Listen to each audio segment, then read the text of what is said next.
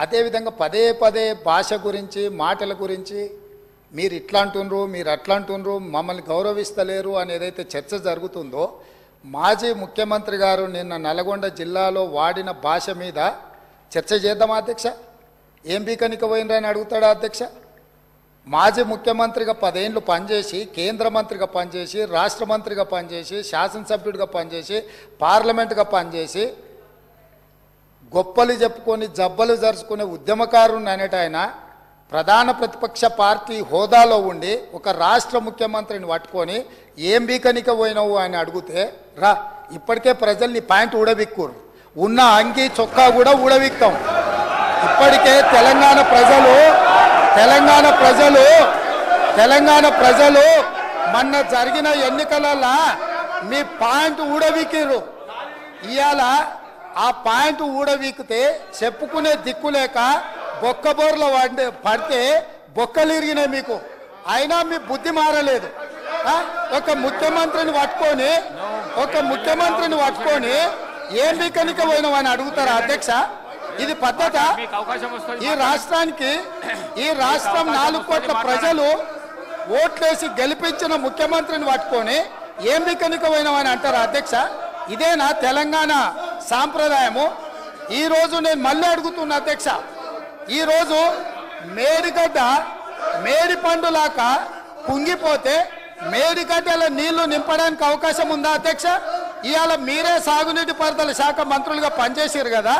చంద్రశేఖరరావు గారు హరీష్ రావు గారు ఇద్దరు సాగునీటి పారుదల శాఖ మంత్రిగా పనిచేసారు కదా అధ్యక్ష. ఈరోజు వాళ్ళకే పెత్తనం ఇస్తాం, వాళ్ళనే చేయమని. ఈరోజు ఏ రకంగా మేడిగడ్డలో నీళ్లు నింపుతారో, మేడిగడ్డ నుంచి నీళ్లు ఎత్తి అన్నారంలో పోస్తారో, అన్నారంలో నుంచి సుందీలలో ఎట్లా పోస్తారో బాధ్యత వాళ్ళని తీసుకోమని అధ్యక్ష. మొత్తం కుంగిపోయి కుప్పగూలిపోతుంటే ఈరోజు అక్కడ నీళ్లు నింపడానికి ఏమాత్రం అవకాశం లేక పూర్తిగా ప్రాజెక్టు దెబ్బతిని ఖర్చు పెట్టిన 94,000 కోట్ల రూపాయలు వృధా అయిపోయి ఈరోజు మొత్తం ప్రాజెక్టే దెబ్బతిన్న పరిస్థితుల్లో ఈరోజు ప్రజల దగ్గరికి వెళ్ళి సమాధానం చెప్పుకోలేక శాసనసభకు రావాల్సిన ఉపనాయకుడు ఇక్కడ సభలోకి రాకుండా పారిపోయి ఈరోజు చర్చ చేద్దామంటే రాకుండా ముఖ్యమంత్రి గారిని పట్టుకొని ఇట్లా మాట్లాడొచ్చా అధ్యక్ష? అందుకే నేను ఒకటే మాట అడుగుతున్నా, మీరు ఇవాళ చర్చకు సిద్ధమైతే పిలువండి. మీ పార్టీ నాయకుడిని, మీ సభాపక్ష నాయకుడిని చర్చ చేద్దాము. రేపు సాయంత్రం వరకైనా కాళేశ్వరం ప్రాజెక్టు మీద, గోదావరి జలాల మీద ఈ ప్రభుత్వం చర్చ చేయడానికి సిద్ధంగా ఉంది. పారిపోయి ఫామ్ హౌస్లో వండుకొని ప్రతిపక్షాలుగా బాధ్యత నుంచి తప్పించుకొని మీ అవినీతి బయటపడుతుందని, కాళేశ్వరంలో మీ దోపిడీలో జైలుకి వెళ్లాల్సి వస్తుందని కేసీఆర్ ను చంపుతారా అంటారు. ఎవరికి అవసరం ఉంది అధ్యక్ష చంపాల్సిన అవసరం? సచిన పావును ఎవడైనా చంపుతారా అధ్యక్ష? మొన్నటి ఎన్నికలలో ప్రజలు ఆ పావును చేత్తో కాదు కట్టెతో కొట్టిరు అధ్యక్ష. ఆ పాము ఆల్రెడీ సచ్చింది. సచిన పావును చంపాల్సిన అవసరం మాకే ఉంది అధ్యక్ష.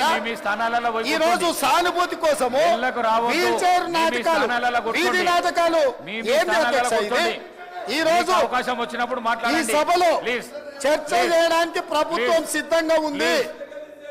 నిజాయితీ ఉంటే, మీరు అవినీతికి పాల్పడకపోతే, మీరు చెప్పినట్టు మేడిగడ్డలో 2, 3 పిల్లర్లు కుంగిపోతే దాని మీద తీసుకోవాల్సిన నిర్ణయాల మీద మాజీ ముఖ్యమంత్రి గారు చంద్రశేఖరరావు గారిని సభలోకి రమ్మనుండ్రి. చర్చ చేయడానికి ప్రభుత్వం సిద్ధంగా ఉంది. పారిపోయి అక్కడెక్కడో పోయి ఆడేదో ప్రగల్భాలు ఏంది అధ్యక్ష? రమ్మనుండ్రి సభకు. వాస్తవాల మీద చర్చ చేస్తాం, మొత్తం ఇక్కడ పెడతాం. ఇవాళ ఆయన తప్పించుకుంటాడు, ఈయన వచ్చి ఈడ కొత్త మాటలు చెప్తాడు ఈడ. కాబట్టి అధ్యక్ష, దీని మీద ఇప్పుడు జరుగుతున్న చర్చ దేని మీద జరుగుతుందో ఆ విషయం మీద చర్చించమని ఉంది. ఎట్లాగూ సాగునీటి ప్రాజెక్టుల మీద శ్వేతపత్రం పెట్టడానికి మా ప్రభుత్వం సిద్ధంగా ఉంది. మీరు ఏమేమి విషయాలు ఉన్నాయో, ఏమేమి చర్చ చేయదలుచుకుందో మొత్తానికి మొత్తం శ్వేతపత్రం సందర్భంగా చర్చ చేద్దాం. లేదు కాళేశ్వరం మీద మీరు చర్చ అంటారా? దానికోసం ప్రత్యేకంగా తమ సమయం కేటాయించండి. కాళేశ్వరం మీద చర్చ చేయడానికి మేము సిద్ధంగా ఉన్నాం అధ్యక్ష. కడియం శ్రీహరి గారు, కడియం శ్రీ మీ స్థానాలలో కూర్చోండి ప్లీజ్ ప్లీజ్ ప్లీజ్ ప్లీజ్. అధ్యక్ష మీ స్థానాలలో పోయి కూర్చోండి, మీ స్థానాలలో పోయి కూర్చోండి ప్లీజ్ ప్లీజ్ ప్లీజ్ ప్లీజ్. వెళ్ళకు రావద్దు దయచేసి, ఈ ప్రాక్టీస్ బాగలేదు, వెళ్ళకు రావద్దు ప్లీజ్. అధ్యక్ష, గౌరవ ముఖ్యమంత్రి గారు సభకు వచ్చిన తర్వాత నిన్న మేడిగడ్డలో జరిగింది కానీ లేదా నల్గొండలో జరిగిన విషయాలపైన, కృష్ణానది జలాలపైన, గోదావరి నది జలాలపైన శ్వేతపత్రము పెడతామంటున్నారు. తప్పకుండా ఆ శ్వేతపత్రం చర్చలో మేమందరం కూడా పాల్గొంటాం అధ్యక్ష. అన్ని విషయాలను కూడా మనము చర్చించడానికి అవకాశం ఉంటుంది. కానీ ముఖ్యమంత్రి గారు వాడే భాష పట్ల మాకు అభ్యంతరం ఉన్నది అధ్యక్ష. ఇప్పుడు ఇక్కడ అధ్యక్ష, నేను ముఖ్యమంత్రి గారికి ఒక చిన్న సూచన. మీరు కాంగ్రెస్ పార్టీ ప్రెసిడెంట్గా ఉన్నప్పుడు ఎన్ని విషయాలైనా మాట్లాడవచ్చు, కాంగ్రెస్ పార్టీ ప్రెసిడెంట్గా ఎన్ని విషయాలైనా మాట్లాడవచ్చు. కానీ ముఖ్యమంత్రిగా తెలంగాణ రాష్ట్రానికి ప్రతినిధిగా, తెలంగాణ ప్రజలకు ప్రతినిధిగా నిండు శాసనసభలో మీరే సహనం కోల్పోయి మీరే వాడరాని భాషను మాట్లాడితే మీరు ఒక ఎగ్జాంపుల్ను సెట్ చేసినట్టుగా భావించవలసి వస్తుంది. ఇది మంచి పద్ధతి కాదు అధ్యక్ష. నేను ముఖ్యమంత్రి గారు సమయం పాటించాలని నేను కోరుతున్నా. వారికి ఓ ప్రధానమైన బాధ్యత ఉంటుంది, వారి పట్ల రాష్ట్ర ప్రజలకు గౌరవం ఉంటుంది. ఆ గౌరవాన్ని కాపాడుకునే విధంగానే ముఖ్యమంత్రి గారు మాట్లాడాలి తప్ప కోమటిరెడ్డి రాజగోపాల్ రెడ్డి యొక్క మాట్లాడితే బాగుండదు అధ్యక్ష అని ఈ సందర్భంగా చెప్పదలుచు. రాజగోపాల్ రెడ్డి గారు నా వ్యక్తిగతంగా నా పేరు తీసుకొని మాట్లాడండి.